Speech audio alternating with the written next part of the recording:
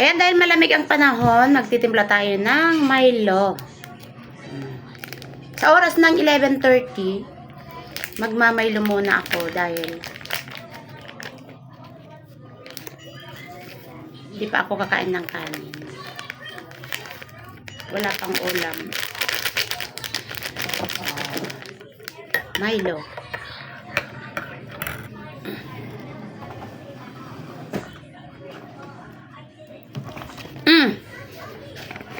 Lagyan natin ng asukal yan. Asukal. Milo na may asukal.